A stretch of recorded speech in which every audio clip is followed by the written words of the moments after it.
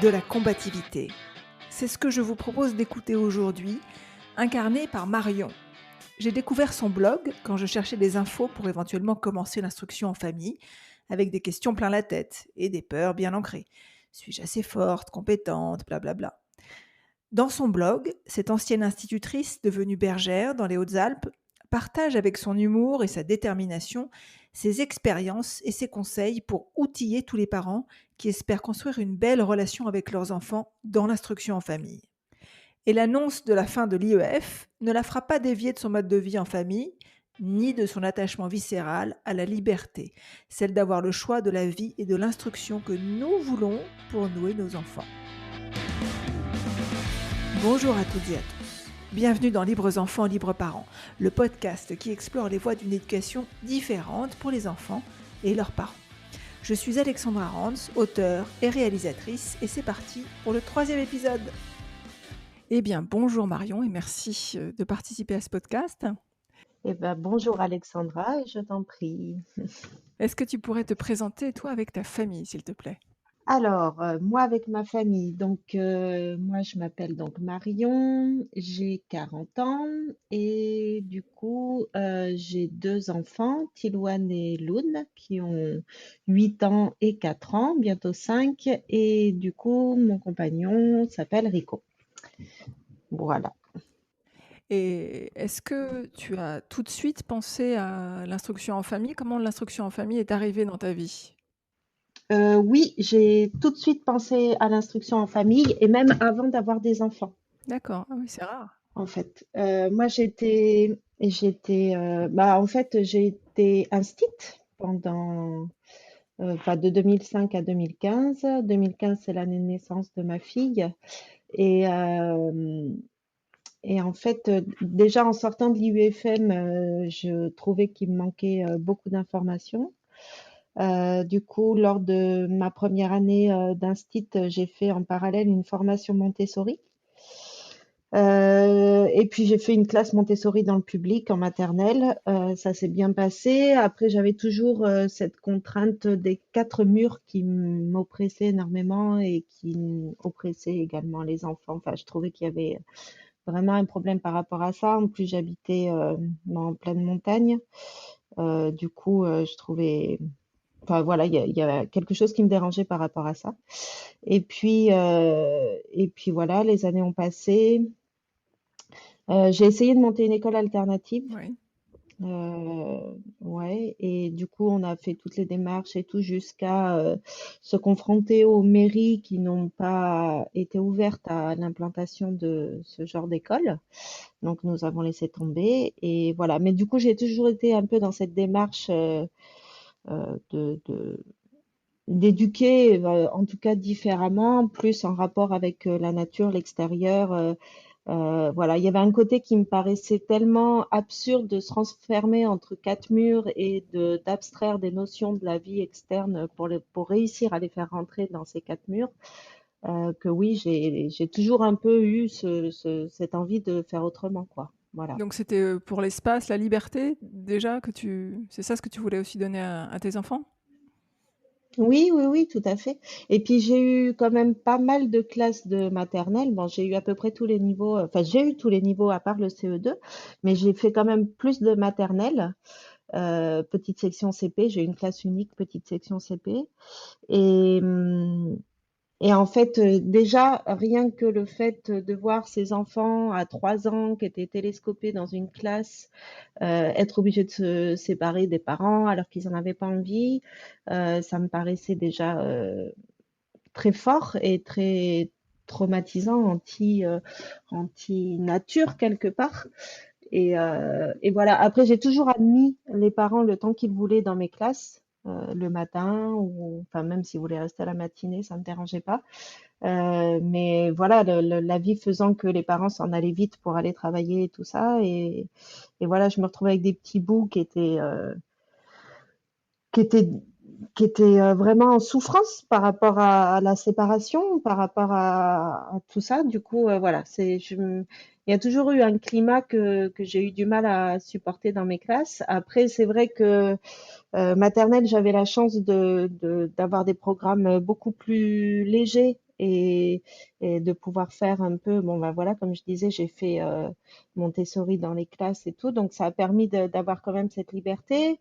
Euh, de sortir quand même pas mal, mais bon, voilà, il y a toujours ce cadre très fort, ces contraintes très fortes, cette obligation de séparation qui m'ont profondément touchée en tant qu'instit et que du coup, une fois que j'ai été maman, ça a été un peu renforcé par cet instinct maternel un peu fort Oui. là. Et du coup, tu as Donc ça, arrêté aussi ton travail pour t'occuper d'eux ouais, et parce que c'était plus cohérent aussi, non? oui, oui, tout à fait. Bah, de toute façon, moi, mon travail, bah voilà, je trouvais pas l'intérêt pour les enfants, mais également pour moi. Enfin, ça, c'était forcément à double tranchant, quoi. Enfin, voilà, l'observation était la même pour eux et pour moi. Si eux étaient pas à l'aise, moi non plus, quoi. Du coup, ouais, quand ma fille est née, j'ai arrêté l'école, ouais. D'accord, J'ai arrêté et j'ai démissionné 3 ans après. d'accord. Mm. Ça a été un vrai changement de vie, en fait. Ouais, ça a été un vrai changement de vie. Après, le changement de vie, il a opéré déjà pas mal de temps avant, en fait. Mm. Moi, j'ai commencé à faire bergère en parallèle en 2008. Oui, Euh, et, euh, et voilà, déjà, j'ai trouvé quelque chose qui, moi, personnellement, me correspondait plus, en tout cas. Euh, et puis voilà, c'est cette recherche pour faire une école alternative, c'était un petit peu aussi là-dedans. Voilà, je crois que j'ai toujours eu un peu cette réflexion. Enfin, j'étais déjà en train depuis que je suis sortie de l'IUFM, en fait, j'étais en train de me chercher aussi. bien sûr. Puisque du coup, finalement, bah, on se retrouve adulte à encore chercher sa voie parce qu'on a été, enfin, je parle pour moi personnellement, en tout cas, j'ai été assez coupée de tout ça puisque on me disait, bah voilà, t'as l'air d'avoir des facilités ici, il faut que tu continues là. Enfin voilà, je me suis laissée entraîner un peu par les études qu'on me Et tes proposait bons résultats scolaires et là où il y en avait, non? C'est ça? ouais, exactement. Mes bons résultats scolaires là où il y en avait. Mm. Du coup, de fil en aiguille, je me suis retrouvée à faire une licence de maths, enfin des trucs. Voilà, je me retrouvais pas du tout en fait. Oui, Et, euh, et ouais, quand j'ai été face au truc, enfin voilà, j'ai toujours été en recherche et c'est vrai que déjà le fait d'être bergère, j'ai mis un pied là quelque part où il y avait quelque chose qui m'appelait fortement. Et après, ça s'est jamais arrêté, quoi. Donc, le fait d'arrêter l'école en 2015, c'était pour m'occuper des enfants, ok, mais pas que aussi. C'est parce que ça me convenait pas. Le fait d'avoir démissionné après, c'est parce que j'étais sûre de jamais retourner dans l'éducation nationale. Enfin, voilà. Tout ça, ça a été de fil en aiguille. Je sais pas qui est arrivé en premier, l'œuf ou la poule, quoi, mais voilà. d'accord. Et donc, quand tu as accueilli tes enfants, est-ce que tu avais une idée de pédagogie? Est-ce que comme tu étais formée en Montessori et que tu connaissais aussi le programme, tu es partie sur la Montessori tout de suite ou comment ça s'est passé? Là, c'est sûr que ouais, quand j'ai commencé et que mon fils a eu 3 ans, bon après lui, il a voulu faire un peu d'école maternelle parce que vu que j'avais été maîtresse, il se demandait où est-ce que j'allais et tout, donc il a essayé l'école maternelle. Mais bref, quand il a été à la maison, je me suis dit super, je vais ressortir tout mon matériel Montessori que j'avais beaucoup fabriqué pour mes classes. Oui, Voilà, enfin voilà, comme si, bah oui, à cet âge-là, fallait faire autrement, quoi, autre chose que la vie en elle-même. Et du coup, ouais, je me suis mis à ressortir toutes mes activités, mon matériel Montessori. Voilà, je pense qu'il les a regardées à peu près une demi-seconde. Et ça n'a pas du tout fonctionné. Enfin, voilà. Donc, j'ai été très contente de ne pas l'avoir fabriqué exprès pour lui. très utile. Et voilà, et tout ce que j'y proposais de façon un peu abstraite comme ça, sans avoir de sens, ça C'est n'a pas du sûr. tout fonctionné avec lui. Donc c'est vrai que Tiloine nous a beaucoup amené sur la voie des apprentissages autonomes, autogérés, accompagnés, mais autogérés quand même. Parce qu'il n'apprend que comme ça. Enfin voilà, il y a sa motivation, le fait de vouloir faire seul. Après, il a besoin de notre présence, il a besoin qu'on soit là. Enfin voilà. Mais du coup, nous, on s'est dirigé assez vite, contraint, forcé, naturellement, je sais pas trop comment dire, mais vers l'unschooling, ouais. Et c'était pas trop dur de lâcher prise, justement, quand on est une ancienne instite et Ah que si si. Si, si, je pense que je me suis posé la question à peu près 15 fois par jour. Est-ce que on en fait assez? Est-ce que il va réussir à apprendre sans qu'on lui apprenne? Enfin, voilà, c'est à chaque instant, quoi. Oui, oui, c'est super dur, hein. Et c'est là qu'on se rend compte, effectivement, comme tu dis, du poids du formatage. Il faut souvent se déscolariser, en fait, avant de déscolariser nos enfants. Oui, et puis en étant, enfin, sorti être un pur produit de l'éducation nationale, d'abord à l'école jusqu'à très tard, et puis après l'IEFM, et encore après l'école, et les programmes, et les contrôles, enfin les contrôles, les inspections, ça s'appelle. Euh, ouais, je pense que j'étais dure à déscolariser. Et même encore aujourd'hui, hein, j'ai encore des poussées de fièvre qui me reprennent. Mais bon, j'ai un enfant qui est assez persuasif par rapport à ça et qui me remet vite dans le droit chemin, ouais. Je comprends. Et avec ta fille, ça a été pareil après ou elle a voulu, elle était plus ouverte à d'autres pédagogies ou tu t'es pas posé la question, du coup tu as continué? Bah, ma fille, bon, et forcément, hein, elle a suivi un peu le même fil, mais elle, par contre, elle est beaucoup plus manuelle. Enfin, voilà, elle est capable de se poser, de vouloir. Et puis après, quand son frère a voulu commencer à apprendre à lire, elle s'y est mise aussi. Enfin, voilà, pourtant, ils ont 4 ans d'écart, mais ouais, c'est sûr, de toute façon, le deuxième fait le chemin, le premier fait le chemin, le deuxième suit, quoi. Et du coup, ouais, c'est un peu plus. Ça coule un peu plus de source. Après, je me souviens la première année où on est monté en alpage, du coup, elle avait 2 ans et demi. Et donc, on travaille en couple. Et quand il y en a un qui descend faire les courses, il descend forcément avec les enfants, vu que l'autre reste avec les brebis. Et quand je suis descendue avec elle faire les courses, enfin avec eux, mais avec elle, du coup, bah voilà, elle m'a demandé de lui acheter des cahiers de vacances quand même. Bon, le packaging est très beau, faut dire, Oui. les couvertures. Mais voilà, elle m'en faisait un tous les 15 jours. C'était horrible. Du coup, on a fait plein de cahiers de vacances. Et du coup, quelle vie vous avez? Vous vivez, ensemble, ils vivent aussi en fonction des saisons et de vos contraintes? Comment ça se passe le homeschooling? Bah oui, du coup, chacun a sa place dans la famille, aussi bien les enfants que les parents. Et donc, quand on est l'été, ben, ils sont 4 mois l'été avec nous, enfin 4 mois. De juin à octobre, ils sont là où en alpage avec nous et forcément ils sont contraints par notre rythme de travail. Après, du coup, vu qu'on est quand même deux adultes, ben, il y en a un qui garde les brebis et l'autre qui s'occupe des enfants, sauf quand on a besoin de faire les soins, les parcs, où là on travaille tous les deux, mais c'est à proximité de la cabane. Donc ils sont plus en autonomie, quoi. Et voilà. Après, quand on est en bas, ben voilà, mon copain, il est graphiste, donc il travaille pas mal à la maison.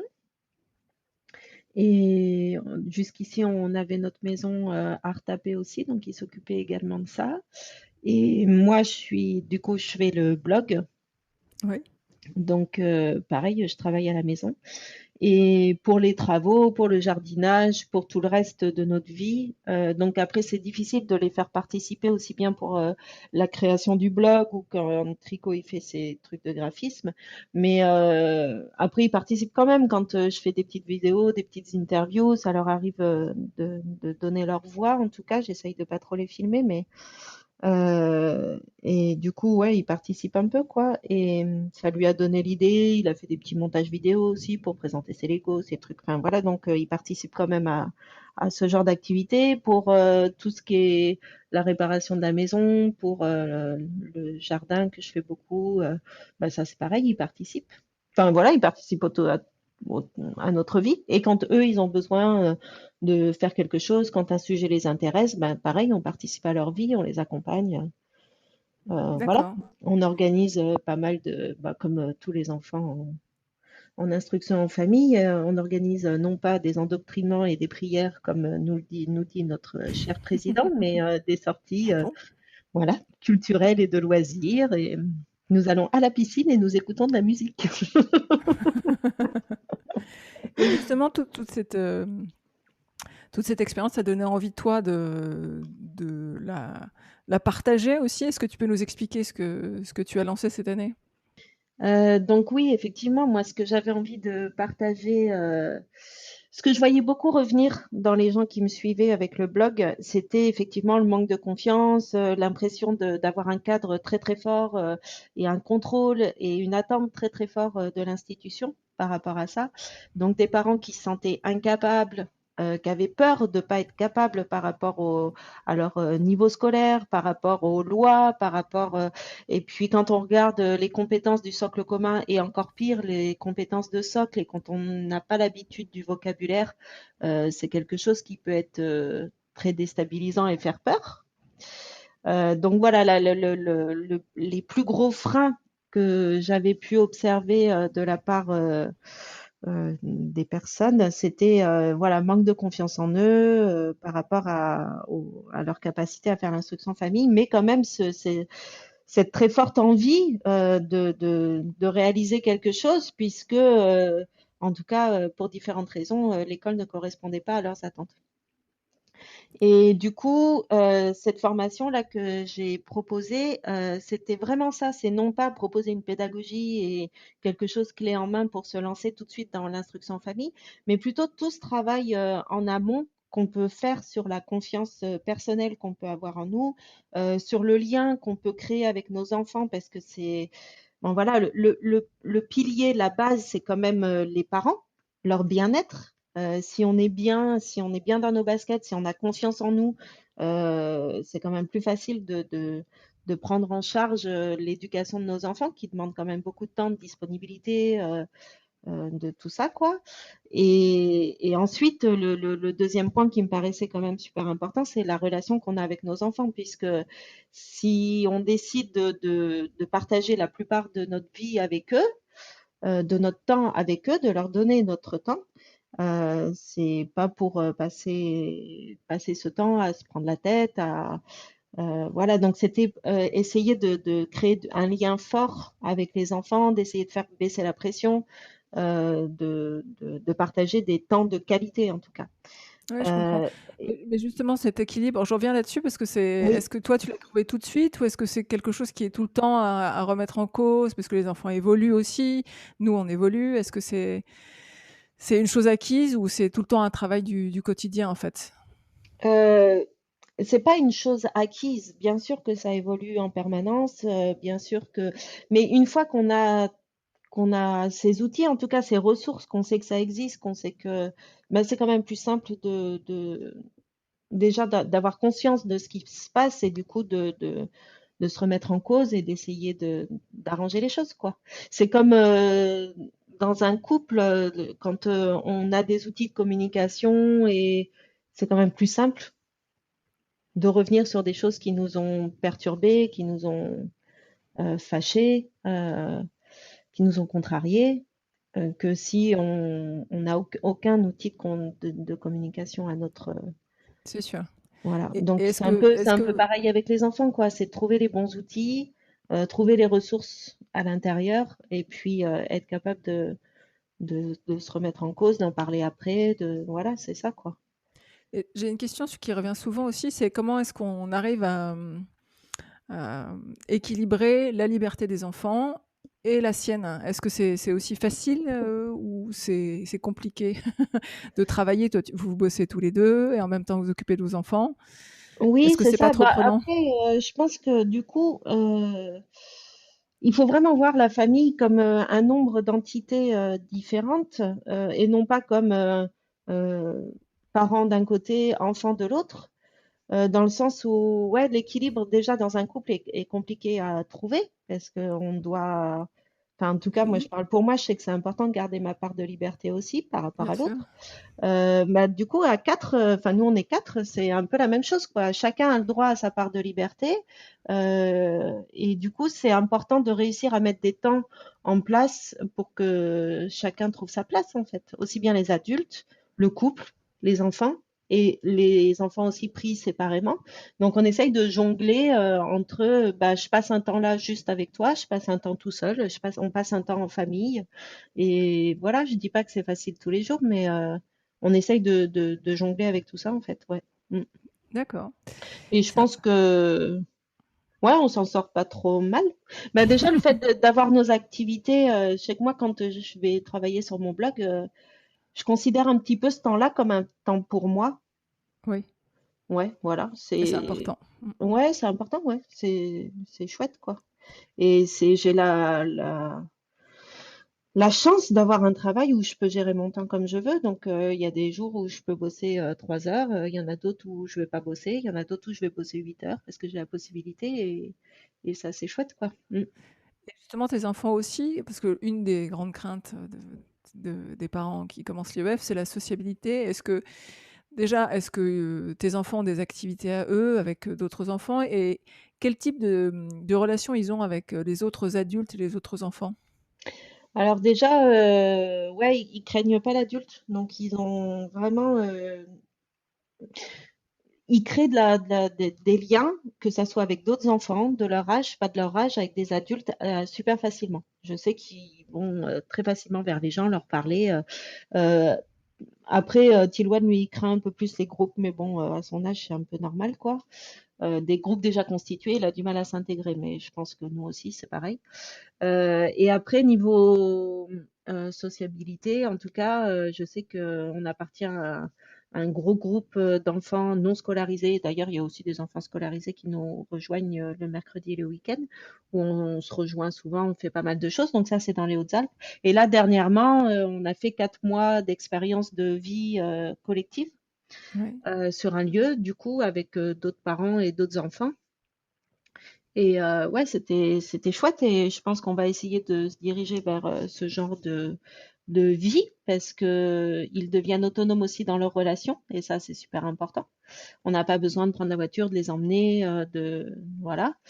Et oui, après, oui, dans les activités, bien sûr, ils avaient des activités qui leur sont propres. Enfin, Loune, pas encore parce qu'elle est petite et que ça l'intéressait pas jusqu'ici, mais cette année, elle a émis le souhait là, de faire de la danse, donc elle fera de la danse. Et après, Tiwan, oui, oui, lui, il a des activités qui lui sont personnelles, ouais. Mm. Alors, comment est-ce que tu as accueilli l'annonce de notre président il y a quelques jours? La première réaction, c'est quand même me dire, il est gonflé quand même. Il est capable d'annoncer qu'il a décidé que, voilà. Donc ça a été vraiment ma première réaction de se dire, mais pour qui il se prend en fait? Depuis quand le président décide tout seul de passer une loi, enfin bref, et de l'annoncer comme telle en fait. Donc déjà, rappelons que ce n'est pas une loi qui est passée, actée, et que c'est juste une allocution avant un projet de loi qui sera présenté le 9 décembre. Donc voilà, pour l'instant, c'est rien de plus que ça en fait. Et qu'est-ce Après, que c'est toi, ça peut changer dans ta vie? qu'est-ce que moi ça peut changer dans ma vie? Je sais pas, je sais pas, je pense pas que ce genre de projet puisse passer et je l'espère en tout cas. Donc non, mais ça changera rien dans ma vie, quoi. Et puis de toute façon, si malheureusement ce genre de truc est capable de passer en France, je crois qu'on n'a plus rien à faire ici en fait. Enfin, voilà, moi j'ai pas envie de vivre dans une dictature de toute façon. Donc déjà, on fera tout ce qu'il faut pour que ça ne passe pas. Et j'ai encore un petit peu confiance. Encore un peu confiance. Voilà, je pense pas que ça va passer. En tout cas, la politique de la peur, surtout dans un climat comme aujourd'hui où il y a déjà cette peur instituée là avec les masques et tout ça. Enfin, on va pas parler de ça, mais voilà. Donc, je pense que c'est un climat qui est vraiment porteur pour notre président pour faire des annonces un peu comme ça là. Et en tout cas, je refuse vraiment de me faire dicter par mes peurs. Euh, voilà, je me laisserai pas emporter là-dedans en fait. Donc oui, j'ai confiance et je pense que ça passera pas. Mais ce que je trouve aussi en écoutant un peu les médias, c'est la méconnaissance et la peur des gens face à l'instruction en famille. Je sais pas si ça t'a fait la même chose, mais vraiment j'ai ressenti ça en écoutant les médias, pourtant des gens, plutôt informés normalement, mais Oui, Est-ce que toi tu ressens ça aussi, vraiment, cette peur des gens de quitter l'école? Est-ce que de qu'on peut se ressentir dans les médias, mais aussi auprès de gens non informés? Oui. Bah, après du coup, finalement, on peut lui dire merci parce que ça va permettre, de faire entendre notre voix, de faire, découvrir, ce qu'est l'instruction en famille parce que je pense qu'il va y avoir, gros débat médiatique par rapport à ça.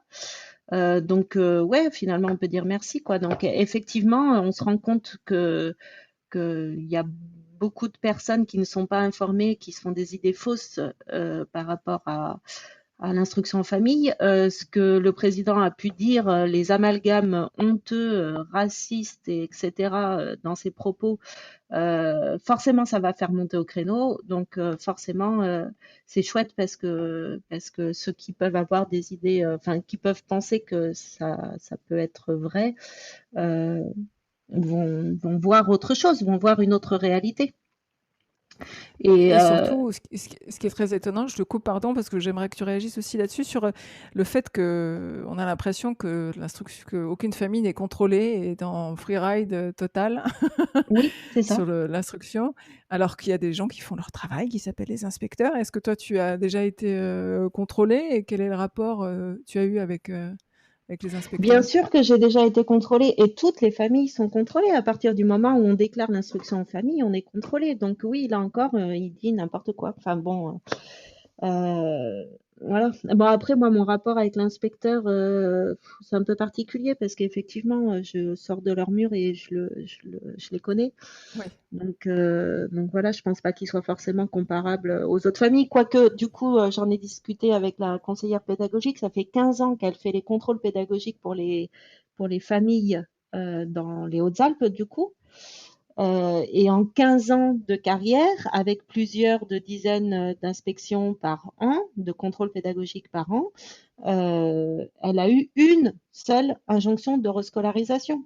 Donc oui. voilà quoi. Enfin, faut pas exagérer non plus quoi. Enfin bon, bref. Donc j'ai pas spécialement des mauvais rapports avec eux. C'est vrai qu'après, eux, c'est la même chose. Ils ne connaissent pas forcément les lois relatives à l'instruction en famille, puisque ils sont débordés de boulot, ils ont déjà un boulot de fou à faire dans les écoles et tout ça. En plus, ils sont chargés de faire les contrôles pédagogiques des familles en instruction en famille et du coup, ils n'ont pas forcément le temps de se pencher sur les lois relatives à l'instruction en famille. Donc ça, c'est encore un autre débat, mais ça devrait pas être à l'éducation nationale de faire les contrôles pour les familles non scolarisantes, en fait. Je dis pas qu'il faut pas de contrôle, c'est très bien qu'il y ait des contrôles. Je dis juste que ça ne devrait pas être l'éducation nationale qui soit chargée de ça. Ouais, je comprends. Voilà. Alors pour, repartir sur ta famille, comment est-ce que tu envisages, la scolarité, enfin l'instruction de tes enfants en grandissant? Est-ce que tu imagines qu'un jour ils aient envie de repartir, dans un système plus classique, au collège ou au lycée? Parce que ton fils, il a quel âge? Mon fils a 8 ans. Ouais. Est-ce que tu imagines, le scolariser au collège ou au lycée ou Moi, pas vraiment j'imagine pour l'instant? rien, j'imagine respecter ses envies, en fait. Donc, si un jour il émet le souhait d'être scolarisé, il sera scolarisé. Il n'y a aucun souci. Moi, je suis là pour lui permettre le mieux pour lui, en fait. Donc, s'il a envie d'être scolarisé pour X ou Y raison, Ouais, ça me va, en fait. Je serai là et je l'accompagnerai et il sera rescolarisé, il n'y a aucun souci. d'accord, et c'est pas tout à fait ce qu'il dit en ce moment, j'imagine? Non, c'est pas tout à fait ce qu'il dit en ce moment, non, c'est clair. Bon, après, il faut savoir que Tilouane euh, je sais pas comment dire, il est neuroatypique, donc il est un peu différent. Le cadre scolaire n'est pas fait pour lui, pour l'instant. Ouais. Donc, c'est vrai que il a la chance qu'on soit disponible et qu'on lui permette de grandir en prenant en compte, en respectant son rythme, en respectant sa personnalité. Et voilà, donc en ce moment, il est en train d'acquérir des outils indispensables pour plus tard, s'il veut récupérer le système scolaire, il aura les outils nécessaires, puisque ça sera en fonction de sa particularité, de sa différence, et que voilà, une fois qu'il aura les outils nécessaires pour apprendre, il sera capable d'apprendre n'importe quoi. C'est sûr. Puisqu'à l'école, finalement, on apprend plus des notions que d'apprendre à apprendre. Donc voilà. Très bien. Mais j'ai juste une dernière question. Est-ce que tu aurais un conseil pour des familles qui hésiteraient, surtout avec cette annonce, à commencer l'instruction en famille ou qui commencent mais qui ont un peu peur de se lancer vraiment dans l'aventure? Eh ben, ayez peur et faites-le quand même.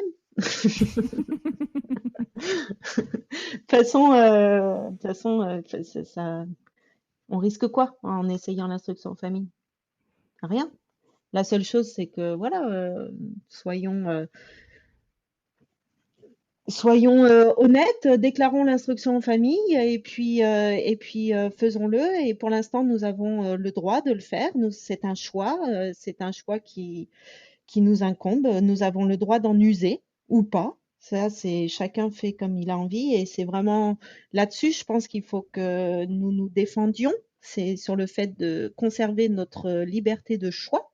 Donc c'est pour ça que ça concerne tout le monde, en fait, cette proposition, cette allocution de notre président. C'est vraiment de dire nous avons le choix, nous devons conserver nos libertés de choix en tant que parents. C'est notre responsabilité de savoir ce que nous désirons ou ce que nos enfants désirent. C'est notre rôle de parents et ça, personne ne doit nous l'enlever. Nous avons le choix de les mettre à l'école, nous avons les choix de vouloir les éduquer par nous-mêmes. Je vois pas pourquoi cette liberté nous serait enlevée. Et tout le monde doit réagir par rapport à ça. Qu'on soit pour ou contre l'instruction en famille, c'est pas l'important. Si tout le monde devait s'occuper de l'instruction de leurs enfants, ça poserait souci. Donc pourquoi on devrait tous être soumis à quelqu'un qui s'occupe de l'instruction de nos enfants? Enfin voilà, c'est pareil. C'est l'important, c'est d'avoir le choix, je pense. Donc ceux qui hésitent, prenez le choix, lancez-vous et advienne que pourra, quoi. Merci Voilà. beaucoup pour ton témoignage en tout cas. On peut te retrouver, dans ton blog et dans tes formations. Est-ce que tu peux juste, nous donner les références qui seront notées après dans les notes? Du coup, le blog, il s'appelle Les enfants à venir. Vous pouvez le trouver facilement. Voilà, Les enfants à venir comme l'avenir. Merci beaucoup en tout cas et à Mais je bientôt. t'en prie. Au revoir. Au revoir. Ouais, au revoir. Prochain épisode, bientôt. D'ici là, vous retrouverez dans les notes les références des invités. Vous pouvez bien sûr partager et commenter et noter chacun des épisodes sur votre plateforme d'écoute. Avant de partir, vous partagerez bien une petite réflexion avec moi. Cette conversation avec Marion m'a en effet fait penser à un autre combat, celui mené il y a quelques années par des féministes comme Gisèle Halimi, qui nous a quittés cette année, pour le droit à disposer de notre corps, nous les femmes. En l'occurrence, ici, il s'agit de notre droit non à disposer de nos enfants, mais à avoir le choix du type d'instruction que nous désirons leur offrir. Alors je lui emprunte ces mots, pleins d'espoir et de combativité, à l'image de Marion. J'aime mieux être l'opprimé que l'oppresseur. L'opprimé a l'avenir devant soi, la lutte à élaborer, la solidarité, la sororité avec les autres femmes. L'oppresseur, c'est la décadence. Un oppresseur n'est jamais libre. De la même manière qu'on dit qu'un peuple qui opprime l'autre n'est pas libre, de la même manière, on peut le dire d'un être humain qui en opprime un autre. Qu'est-ce qu'il vaut? Pas grand-chose. Bonne semaine, à bientôt, et merci.